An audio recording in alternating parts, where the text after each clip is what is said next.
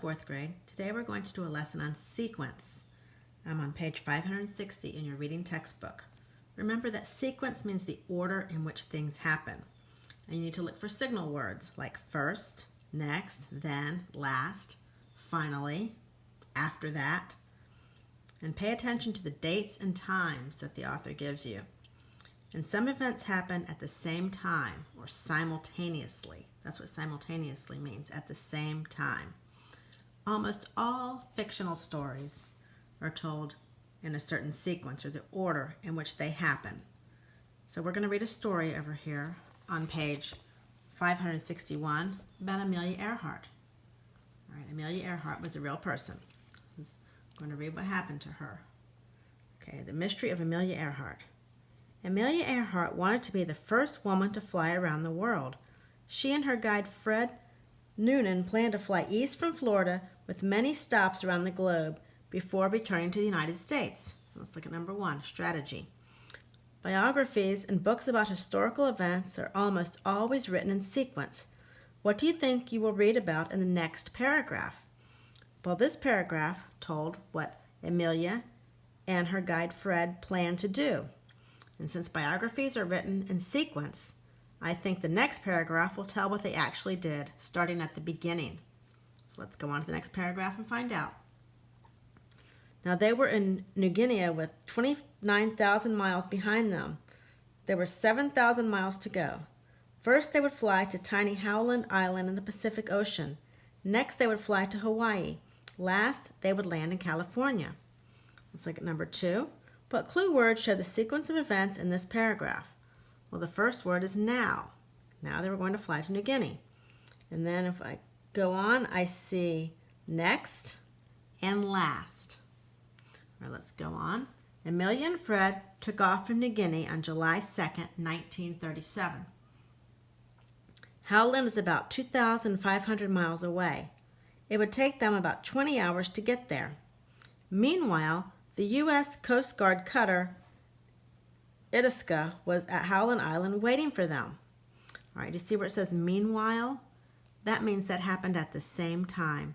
So this Coast Guard ship was there at the island while they were taking off.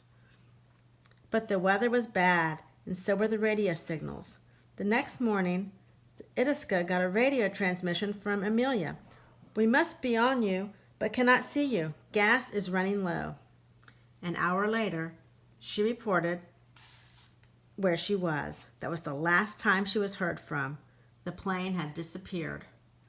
President Roosevelt ordered a full search, but no trace of Amelia, Fred, or the airplane was ever found. What happened to them remains a mystery. Let's look at number 4. Why does sequence work well as the structure for this article? This article describes a mysterious event, so understanding the order in which things happened is important. And so a tool we can use for sequence is a timeline. So I'm going to make a timeline here of this story about Amelia Earhart. So I'm going to start with the first thing that they did. And if we look here, back on 561, the first thing they did was they took off from New Guinea on July 2nd, 1937. So that's what we're going to put as the first event. So 7/2/1937. They took off from New Guinea.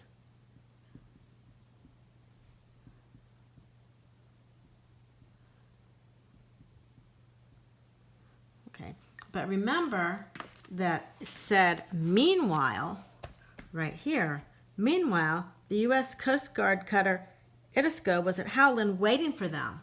So at the same time that they took off, there was the Coast Guard cutter, which is a boat cutter, waited at Howland Island.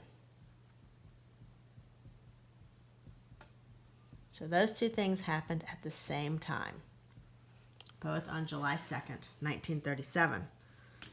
Okay, so then if we look, the next thing that we hear is that it says the next morning, Itasca got a radio transmission from Amelia. So the next morning would make it July 3rd. So on July 3rd, there was radio transmission from Amelia.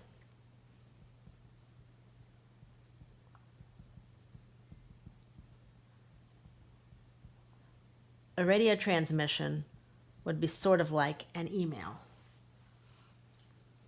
All right, and then if we go on to see what happened next, the next thing, an hour later, she reported where she was. So, same day, it's still July 3rd, but it's 1 hour later. 1 hour later.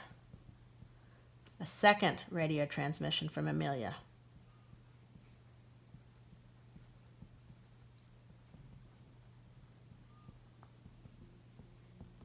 And then they didn't hear anything else from her, so the next thing that happened was that President Roosevelt ordered a full search. And she was never found. President Roosevelt ordered a full search.